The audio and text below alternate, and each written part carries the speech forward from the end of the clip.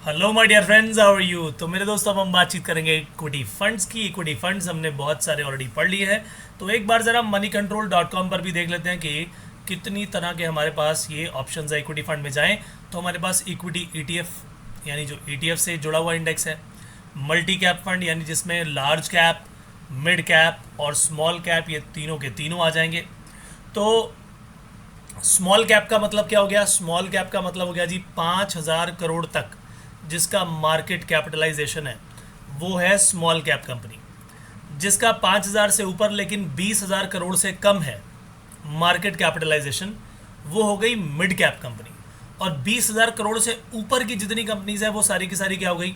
वो large cap fund हो गया, लार्ज कैप कंपनीज हो गई, लार्ज कैपिटलाइजेशन। ठीक है ना?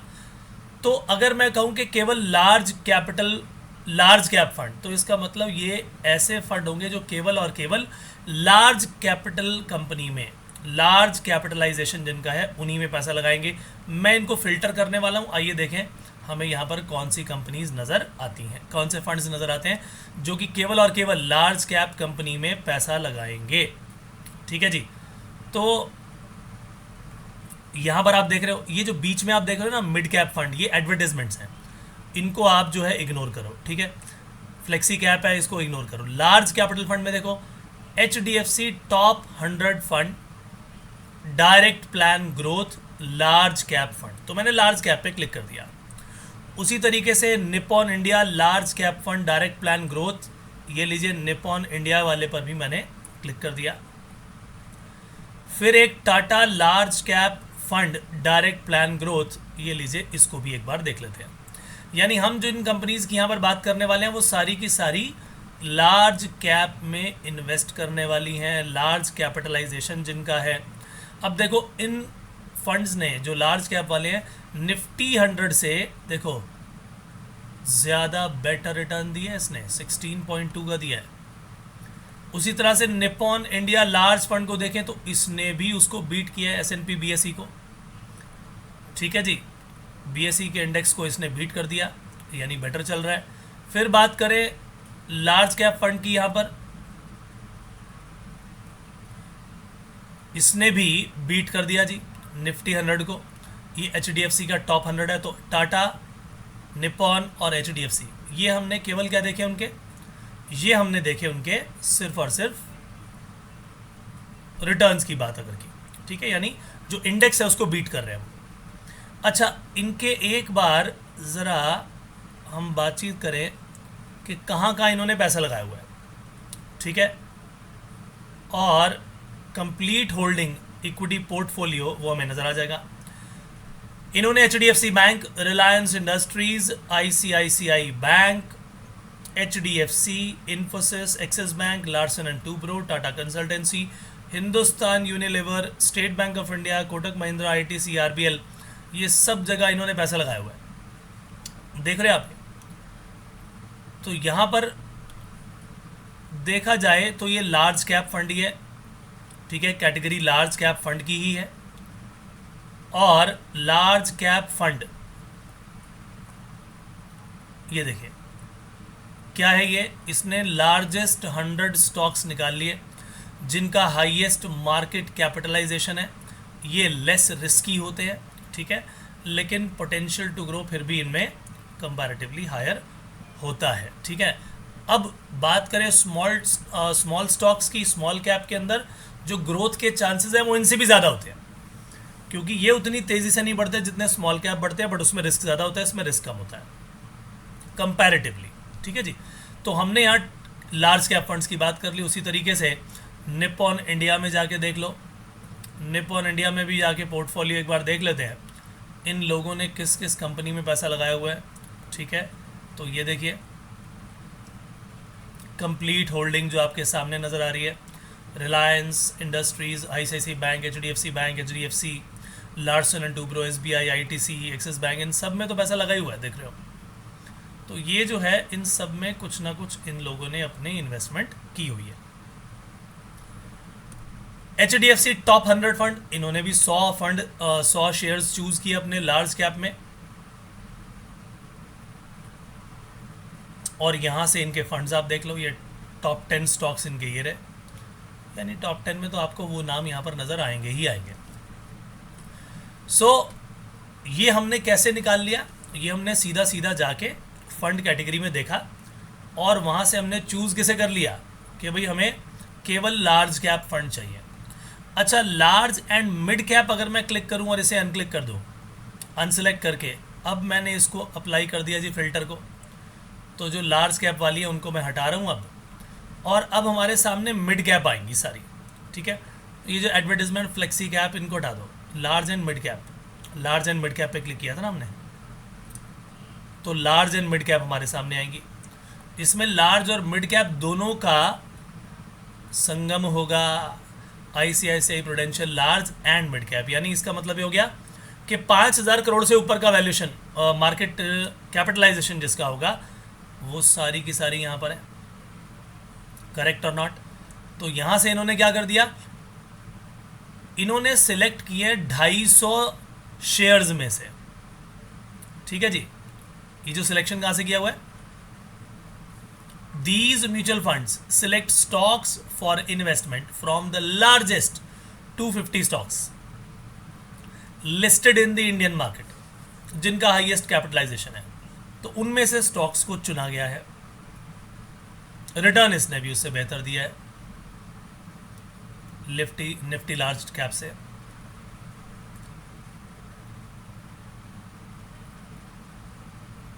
टॉप 10 फंड्स में तो वही नजर आएंगे आपको जो बड़े बड़े नाम मैंने आपसे कहे। अच्छा, इनमें क्या है कि जो वैल्यूएशन इन्होंने जिसमें ज़्यादा होल्डिंग ली हुई है वो डिसेंडिंग ऑर्डर में दिया है। सबसे ज़्यादा इनकी होल्डिंग आईसीआईसीआई में, फिर एचडीएफसी बैंक, फिर Maruti Suzuki, Bharti Airtel, Reliance Industries, Infosys, NTPC, इन सब में इस तरीके से इन्होंने यहाँ पर पैसा लगाया हुआ है। ठीक है, और डिटेल जाननी है तो कंप्लीट होल्डिंग यहाँ से दिख जाएगी, जैसे कि मैंने पहले बताया। तो ये भी क्लियर है, बिल्कुल उसी तरीके से हम देख सकते हैं जैसे कि मैंने आपको भी थोड़ी देर पहले समझाई बात। फंड कैटेगरी में जो मिड कैप है केवल वो मिड कैप दिखाएगा, स्मॉल कैप तो केवल स्मॉल कैप। स्मॉल कैप की जब बात होगी, यानी इन सारी की सारी कंपनीज में 5,000 करोड़ के मार्केट कैपिटलाइजेशन से ज़्यादा नहीं होगा। चलिए, स्मॉल कैप फंड में निप्पॉन का निकाल रहा हूँ, एक बार इसको देख लेते हैं। निप्पॉन इंडिया का और इसके पोर्टफोलियो पर जाते हैं, तो ये स्मॉल कैप है, ध्यान रखिएगा। इसमें हमें रिलायंस वगैरह नज़र नहीं आना चाहिए फिर, ठीक है ना। तो इनके टॉप 10 जब आप देखोगे तो ये देख रहे हो, इन्होंने कुछ तो एचडीएफसी बैंक में भी डाला हुआ है, स्मॉल कैप के अंदर ज़्यादा होगा, इसका मतलब एक बार देख लेते हैं। इन्होंने अच्छा कुछ स्मॉल कैप में मेजॉरिटी डाला हुआ है, बाकियों में भी कुछ डाला हुआ है, तो मिड कैप लार्ज कैप में भी कुछ डाला हुआ है इन्होंने, बट मेजॉरिटी इन्वेस्टमेंट जो है वो स्मॉल कैप में, इसीलिए इन्होंने स्मॉल कैप में दे दिया। अच्छा, स्मॉल कैप में ज़्यादा क्यों नहीं रखनी चाहिए, फिर नाम क्यों दे रहे हैं ऐसे? नाम इसलिए दे रहे हैं स्मॉल कैप क्योंकि मेजॉरिटी स्मॉल कैप में है, ग्रोथ के चांसेस ज़्यादा है, लेकिन एक तरह से जो सेफ्टी चाहिए वो कहाँ से आएगी, लार्ज कैप और मिड कैप से आएगी। इसीलिए आप देख रहे हो कि इसमें कुछ लार्ज कैप और कुछ मिड कैप भी नज़र आएंगी। ठीक है, तो इसीलिए आप ये देखो, ऑटो कॉम्पोनेंट बनाती है ट्यूब इन्वेस्टमेंट, केपीआईटी टेक्नोलॉजीज़, अब ये बहुत बड़ी, ये 5,184 मिलियन ये अमाउंट है। ठीक है, तो इनकी अगर आपने मार्केट की कैपिटलाइजेशन देखनी है तो उसका भी बड़ा आसान तरीका है, सीधा स्क्रीनर पे जाओ, उसका नाम लिखो, जैसे केपीआईटी टेक्नोलॉजीज़, इसका मार्केट कैपिटलाइजेशन सीधा नज़र आ जाएगा 31,454 करोड़। ठीक है जी, तो लार्ज कैप करेक्ट। उसी तरीके से तेजस नेटवर्क को चेक कर लेते हैं जी, तेजस नेटवर्क का कितना है, तेजस नेटवर्क इनका 14,137 करोड़। अच्छा जी, उसके बाद करूर वैश्य बैंक, इसको देख लेते हैं, इसका 10,000 करोड़ का। अच्छा, अब ऐसी कंपनीज जो बिल्कुल स्मॉल कैप वाली है, ये तो मिड कैप वगैरह वाली हो गई, ऊपर हो गई उसके ऊपर लार्ज कैप। अब इसका नाम एक कमोडिटी केमिकल में किसी ने सुना है नहीं सुना, इलांटास बेक इंडिया लिमिटेड, आइए ज़रा इसका देख लेते हैं। ये लीजिए, इसका मार्केट कैपिटलाइजेशन 5,875 करोड़ का है। तो आप ये देखोगे कि इनके जो नाम आपको यहाँ पर नज़र आ रहे हैं, ये तो टॉप 10 थे, लेकिन ज़रा नीचे चलते हैं हम थोड़ा सा डिटेल में।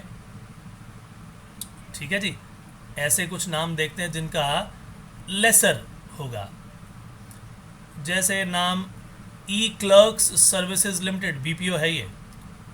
ई क्लर्क्स, आइए इसको देखते हैं, ई क्लर्क्स को। अब ये आप कहोगे जी ये नाम तो हमने सुना ही नहीं हुआ। ठीक है, बिल्कुल नहीं सुना हुआ। ऐसे ही स्मॉल कैप फंड में पैसा लगा देंगे, लेकिन इसका भी 8,000 करोड़ का वैल्यूएशन है। ठीक है, और कुछ ढूंढते हैं जिनका और कम हो। अच्छा, ये क्यों मैं ढूंढ रहा हूँ, ताकि आपको मैं स्मॉल कैप बता सकूँ कि देखो जी स्मॉल क्या है। ओरिएंट रिफ्रैक्टरीज लिमिटेड, आइए ओरिएंट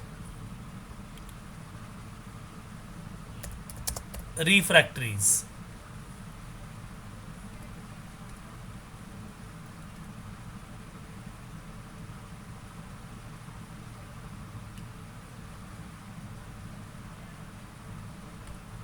तो नाम ही नज़र नहीं आया, किस नाम से रजिस्टर्ड है देखना पड़ेगा।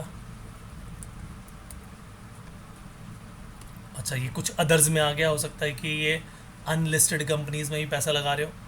क्रेडिट एक्सेस ग्रामीण लिमिटेड, देख रहे हैं आप, जो अदर्स लिखा था ना,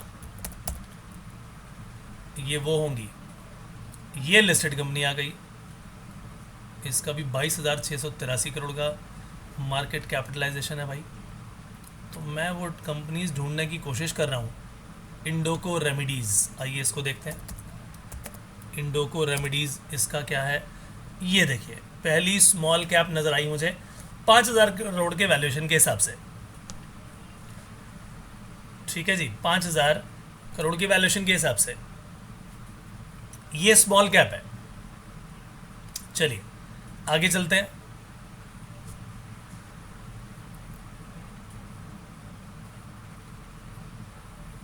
आशी इंडिया ग्लास लिमिटेड, आइए इसको देखते हैं। आशी इंडिया,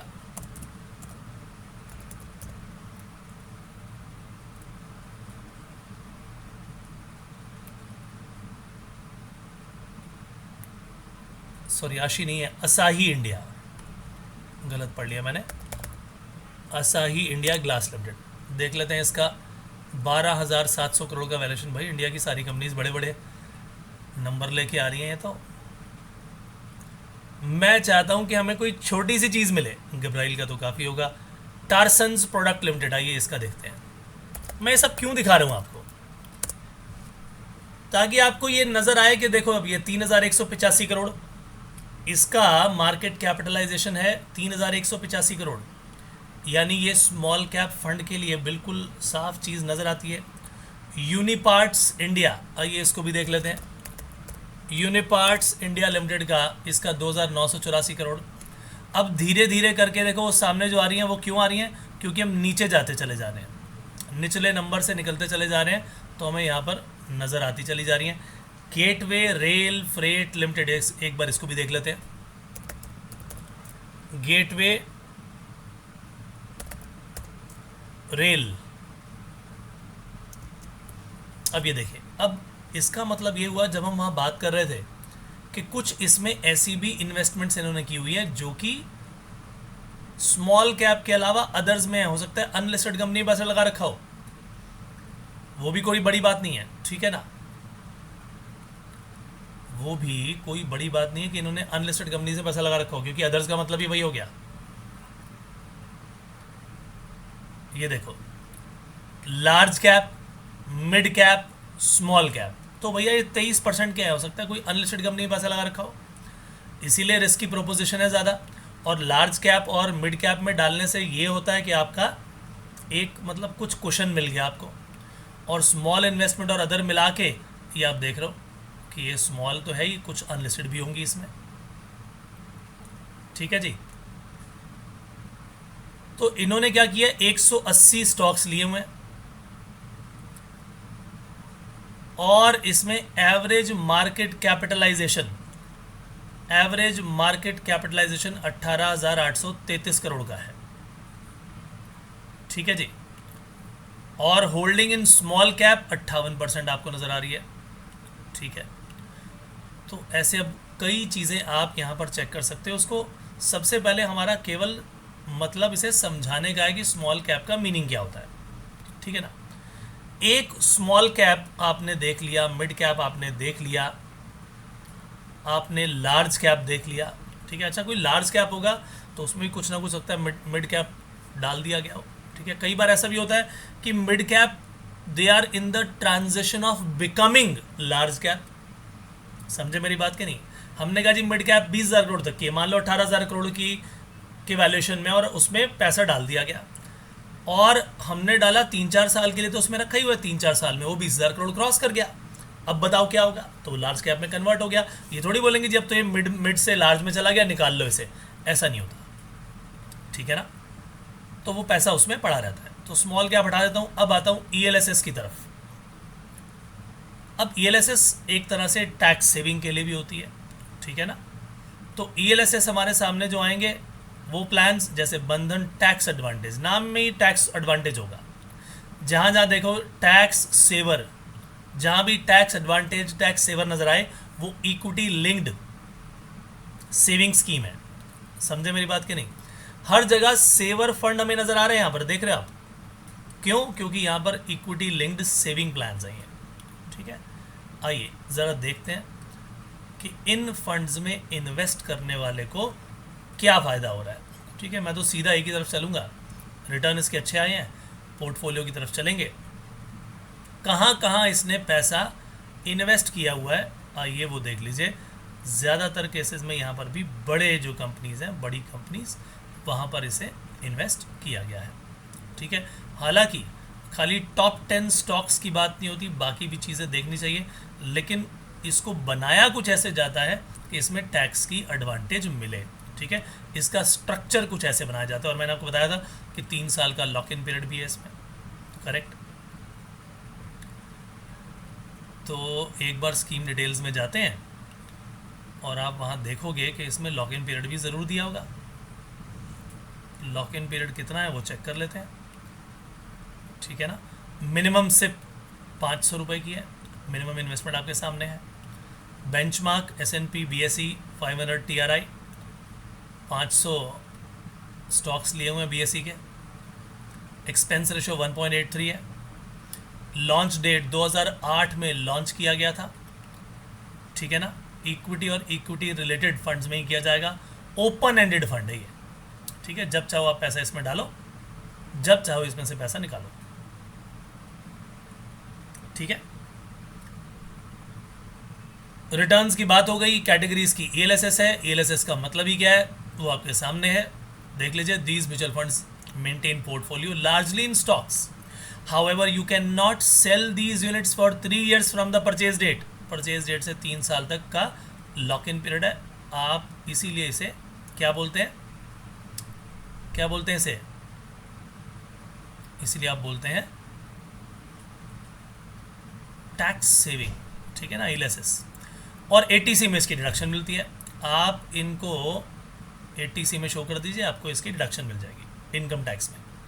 बंधन जो है, बंधन बैंक ने आईडीएफसी को ले लिया था। जो पहले आईडीएफसी म्यूचुअल फंड था वो बाद में बंधन के नाम से अब आपको नजर आएगा। तो पहले आईडीएफसी फंड हुआ करता था, ठीक है, बाद में जाके वो बंधन ने उसे टेक ओवर कर लिया, इसलिए वो बंधन म्यूचुअल फंड के नाम से आपको हर जगह नजर आएगा, ठीक है जी। ये बात हमने पहले भी कही की थी। तो मैं फंड कैटेगरी में आपके सामने सारी चीज़ें प्रेजेंट कर रहा था। अब आती है जी डिविडेंड यील्ड फंड। तो जब डिविडेंड यील्ड की बात आएगी तो ये अमाउंट जो है वो सारे के सारे अर्निंग पर डिपेंडेंट होंगे कि हमारी अर्निंग कितनी हो रही है जी। यानी जो पैसा आप यहाँ पर डाल रहे हो वो अल्टीमेटली आपको क्या चीज़ देगा, वो अल्टीमेटली आपको रिटर्न देगा डिविडेंड की फॉर्म में। तो यानी कंपनीज भी कौन सी होनी चाहिए, हाँ जी, कंपनीज भी कौन सी होनी चाहिए, डिविडेंड, जो कि डिविडेंड दे, करेक्ट और नॉट। तो यहाँ से डिविडेंड यील्ड निकल के आए वो देखते हैं। फ्लेक्सी कैप फंड क्यों नहीं चल रहा भैया?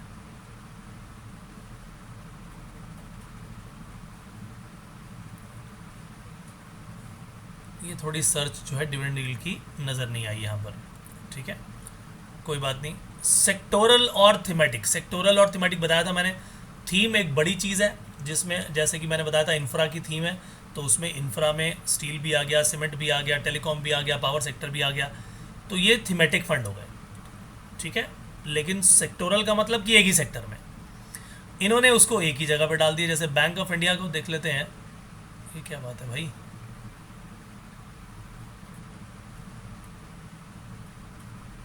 एक बार मैं इसे रिफ्रेश करता हूँ क्योंकि ये फंड्स तो हमें दिखा नहीं रहा। एक बार चेक कर लेते हैं। और तो हमें चाहिए सेक्टोरल और थीमेटिक, ठीक है जी, बिल्कुल ठीक है। तो सेक्टोरल और थीमेटिक फंड, इन्वेस्को का फंड देख लेते हैं। बैड रिक्वेस्ट, ये किसी की भी डिटेल्स नहीं दिखा रहा, क्या चक्कर है। कोई ना कोई साइट में इस वक्त इशू है, ठीक है ना, जो कि ये सेक्टोरल और थीमेटिक की डिटेल नहीं दिखा रहा। अदरवाइज आप क्लिक करोगे तो वो सेक्टोरल फंड ही आपको नज़र आएंगे जहाँ पर ये पैसा लगाया गया। एक बार चेंज करके देखते हैं। कॉन्ट्रा फंड की हमारी बात हुई थी, फोकस्ड फंड, ये इसकी वेबसाइट में कोई दिक्कत आ गई है। तो मैं एक काम करता हूँ, ग्रो की वेबसाइट खोल लेते हैं, म्यूचुअल फंड्स है ना, ग्रो में चेक कर लेते हैं। और यहाँ पर मैं लिखता हूँ जी सेक्टोरल फंड।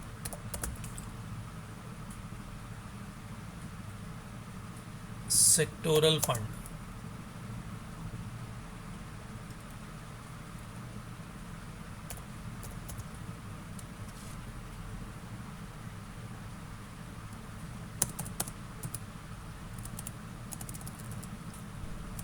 या लिखते हैं थीमेटिक।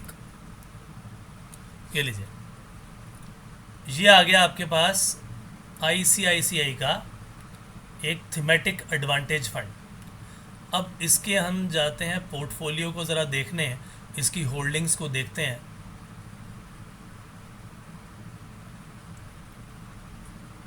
होल्डिंग्स में तो शेयर्स तो इस पे नज़र नहीं आ रहे।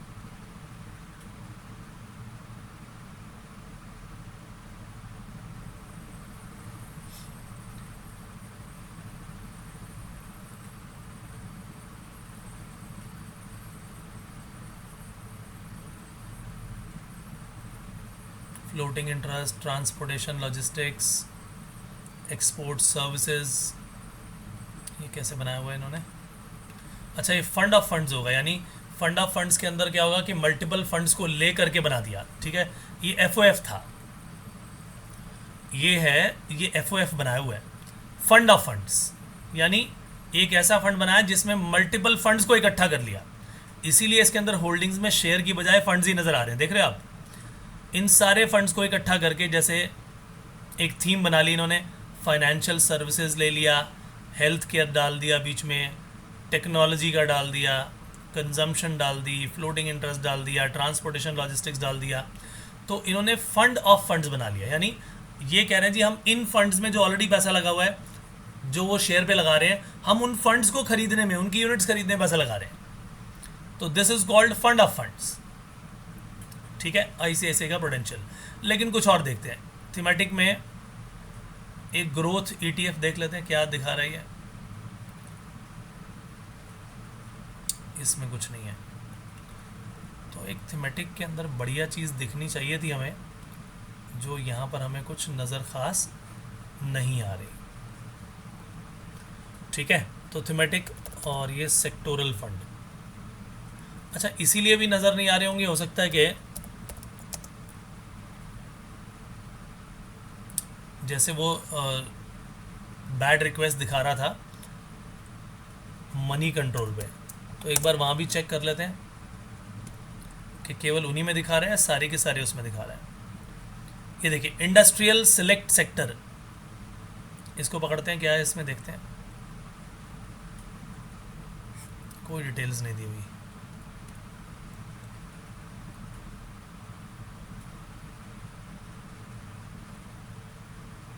एक मिनट वेट करिए, एक बार दोबारा सेक्टोरल और थीमेटिक की तरफ चलता हूँ।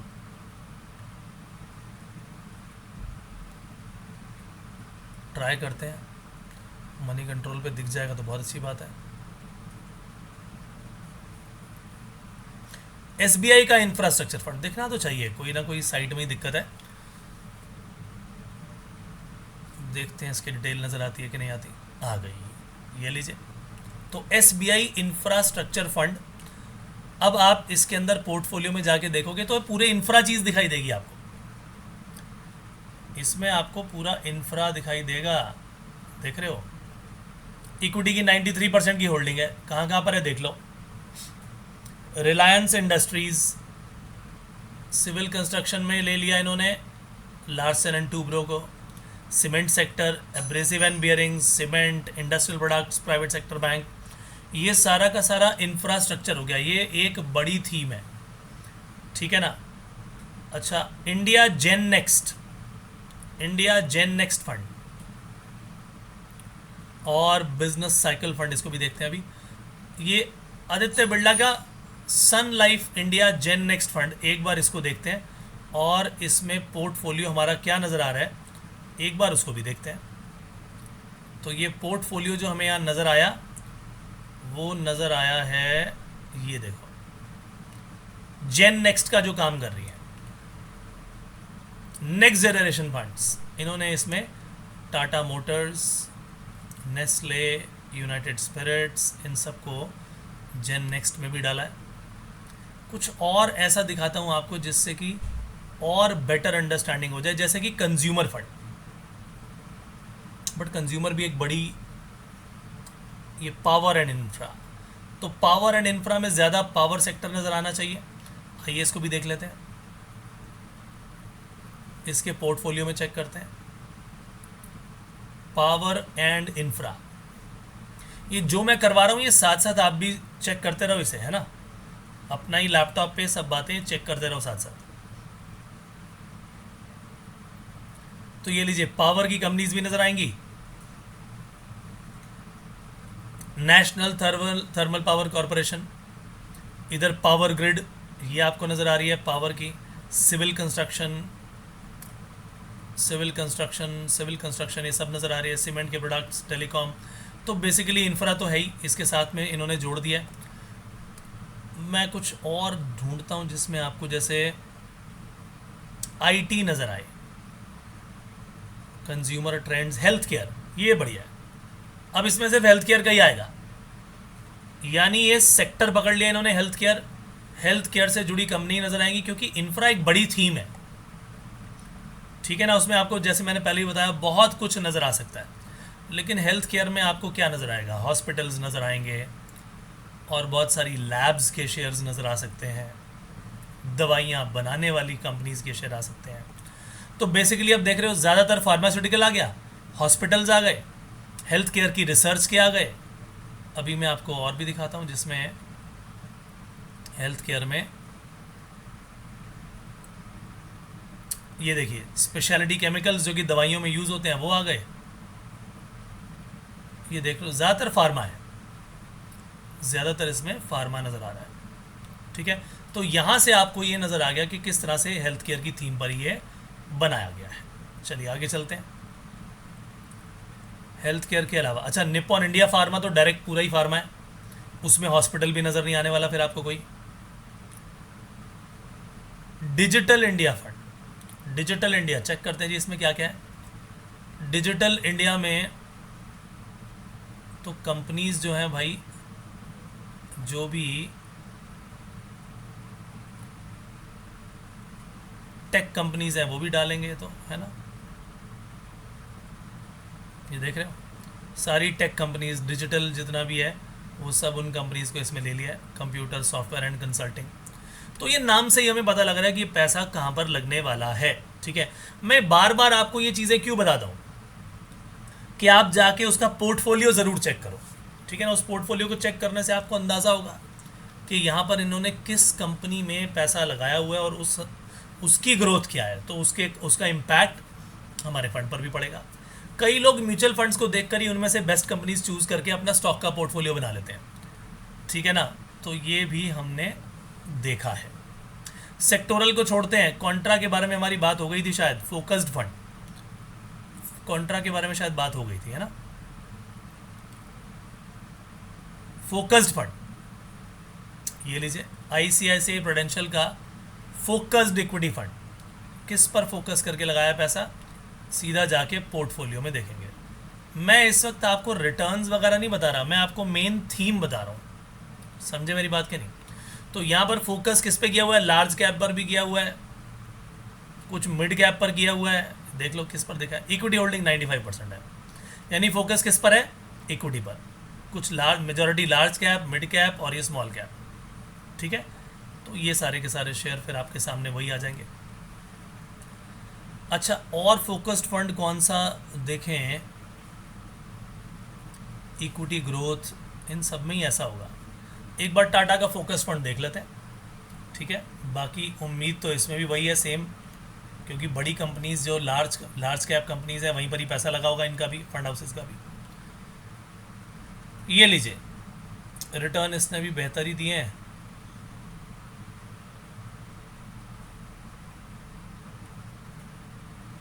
ये देखो फिर वही बड़ी कंपनीज आ गई, लार्ज कैप, ठीक है जी, 96% है, लार्ज कैप में 61%। तो एक तरह से आप कह सकते हो कि ये मल्टी कैप फंड भी है साथ में, फोकस लेकिन इक्विटी पर है। फिर आती है बात वैल्यू फंड की तरफ, ये देखा जाए अब इनमें ज़्यादा अंतर नज़र नहीं आ रहा हमें, ठीक है ना। कुछ चीज़ें हैं जिनका ज़्यादा डिफरेंस है, बाकी चीज़ें ऑलमोस्ट वही हैं। तो वैल्यू फंड जो है, एक बार इसको वैल्यू फंड को निकालते हैं, ठीक है जी। तो यहाँ पर वैल्यू फंड जब नाम दिया गया तो इसका मतलब क्या हुआ, ये उन शेयर्स में पैसा लगाया गया जिन शेयर्स को इन्होंने इवैल्यूएट किया तो वो अंडर वैल्यूड थे, यानी उनका रिटर्न ज़्यादा होना चाहिए था लेकिन मार्केट में उसे कम आंका गया। उस समय इन लोगों ने उस पर पैसा लगाया, जैसे कि ONGC, उसने बहुत बढ़िया रिटर्न बाद में दे दिए, ICICI bank, NTPC, Bharti Airtel, ये सब क्या है जो कि अंडर वैल्यूड है। इसका मतलब ये हुआ कि इन सब के वैल्यूएशन बढ़ने वाले हैं, तभी इनमें पैसा लगाया गया, ठीक है। डिफरेंस भी देख लो, 10% का तो डिफरेंस है रिटर्न में। जो निफ्टी 500 ने दिया है वो 14% का दिया और इसने 24 का, यानी 10% का डिफरेंस है लगभग। तो इसका मतलब ये हुआ कि ये वैल्यू फंड में बड़ा आसान है। वैल्यू डिस्कवरी फंड क्या है, जिसकी वैल्यू मार्केट में कम आंकी गई है लेकिन एक्चुअली वैल्यू ज़्यादा है, तो इसी में से लिस्ट निकाल लो। अगर आपने सीधा स्टॉक मार्केट में लगाना है पैसा तो इसी में से जो अच्छी कंपनीज है वो निकाल लो, आपको पता लग जाएगा कि वो वैल्यूएशन उनका कम है। इतने बड़े बड़े फंड हाउसेस जो हैं जब उसे खरीद रहे थे तो उस टाइम वैल्यूएशन कम होगा, ये उस समय की बात है, ध्यान रखिएगा, आज की नहीं। तो दोनों बातें हमें चेक करनी पड़ती हैं, ठीक है जी। तो आज उनका वैल्यूएशन हो सकता है बढ़ चुका हो, तो ये कैलकुलेट करना पड़ता है। फ्लेक्सी कैप का मतलब क्या है कि इसकी कैपिटलाइजेशन जो होगी वो कभी किसी की ज़्यादा होगी तो किसी की कम होगी, ठीक है। तो इसमें क्या है, मल्टीपल टाइप नज़र आएंगे, जैसे कि आपने मल्टी कैप में देखा था कि लार्ज कैप भी है, मिड कैप भी है और स्मॉल कैप भी है, तो यहाँ पर भी आपको हर चीज़ नज़र आएगी। लेकिन इसके अंदर फ़ायदा यहाँ पर क्या होगा, फ़ायदा आपके सामने यहाँ पर यह है कि आप इसके अंदर फ्लेक्सिबल रहते हो, चीज़ों को चेंज करते रहते हो, फिक्स नहीं है। जो भी फंड मैनेजर है उसके पास एक पावर है कि वो उसे बढ़ा घटा सकता है अपनी ज़रूरत के मुताबिक, ठीक है।